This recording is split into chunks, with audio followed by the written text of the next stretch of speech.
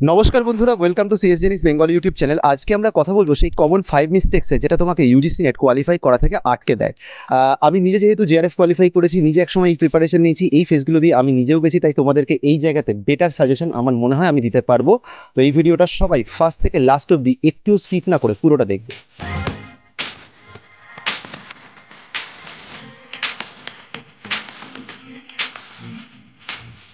First mistake হলো consistency.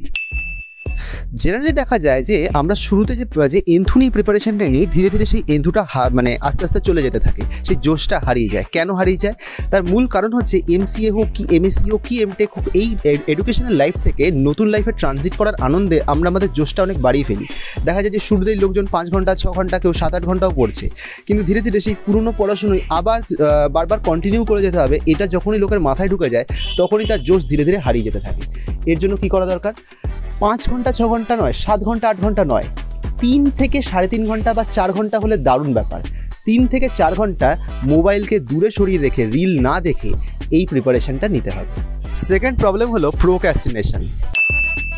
Generally এই procrastination ব্যাপারটা কেন হয়? আজকের এই হাসেল কালচারে আমাদের মাথার মধ্যে সবসময় রিল ঘুরছে, ইউটিউব ভিডিও ঘুরছে, ইনস্টাগ্রামে এই জিনিসটা ঘুরছে, কিন্তু তাতে কি হচ্ছে যে আমরা ধৈর্য ধরে বই পড়ার যে জায়গাটা, সেই জায়গাটা থেকে অনেকটা সরে আসছি। আর ইউজিসি নেটে এই জিনিসটাই সবথেকে বেশি দরকার হয়, বই পড়া। সুতরাং বই পড়ার সাথে কোনো কম্প্রোমাইজ করা যাবে না।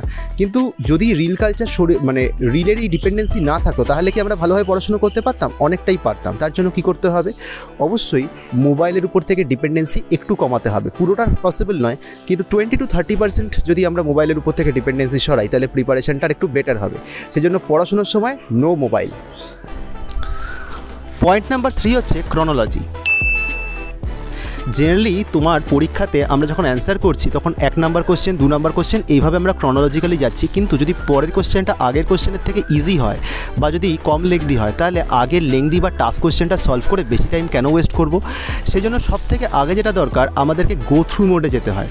কোশ্চেন শুরু থেকে দেখতে দেখতে যাব, যেগুলো ওয়ান শটে অ্যান্সার করা যাবে সেগুলোকে আগে অ্যান্সার করব, যেগুলো লেংদি বা যেগুলো আমাদের ভাবতে হবে সেগুলোকে আমরা পরে অ্যান্সার করব।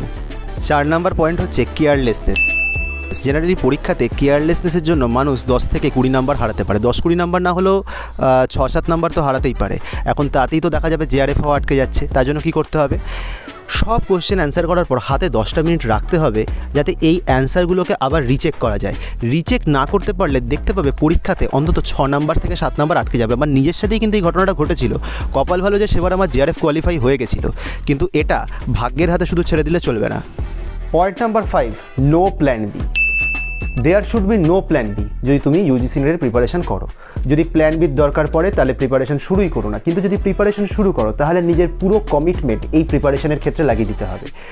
মনে রাখতে হবে যে প্রথমবার ইউজিসি নেট দেওয়ার ক্ষেত্রে তোমার প্রিপারেশন, তোমার এন্থুর যে ইন্টেন্সিটি থাকবে, সেটা কিন্তু পরের বারগুলোতে ধীরে ধীরে কমে যেতে থাকবে। সেই কারণে তোমাকে প্রিপারেশন নিলে তোমাকে ইমিডিয়েট বেসিসে সেটা ক্র্যাক করতে হবে। কারণ যদি তুমি প্রথমবারে ক্র্যাক না করতে পারো, হয়তো সেকেন্ডবার ক্র্যাক করে নিতে পারো, কিন্তু সেকেন্ডবারও যদি ক্র্যাক না করতে পারো, তাহলে থার্ডবারে ক্র্যাক হবে। এই আশা না করাটাই ভালো।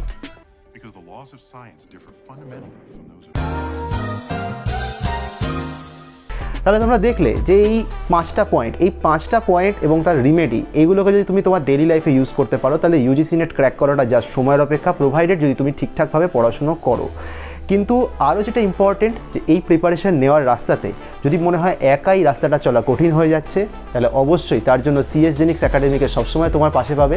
তার জন্য কি করতে হবে? এই স্ক্রিনে দেওয়া নাম্বারটাতে কল বা হোয়াটসঅ্যাপ করে তোমরা আমাদের সাথে কন্ট্যাক্ট করতে পারো। তোমাদের এই প্রিপারেশান যাতে তোমাদের অ্যাম্বিশনকে তোমরা আরও সাকসেসফুলি এক্সিকিউট করতে পারো, সেই জন্য আমাদের সাথে যোগাযোগ করে এই রাস্তায় কীভাবে চলতে হয় স্পেশালাইজড গাইডেন্স নিয়ে তোমরা এগিয়ে যেতে পারো। অনেক ধন্যবাদ তাদেরকে যারা পুরো ভিডিওটা দেখলে। খুব তাড়াতাড়ি আরও নতুন ইউজিসি নেট রিলেটেড কন্টেন্ট নিয়ে তোমাদের কাছে আসবো ডিসেম্বর আর জুন ইউজিসি নেটের জন্য।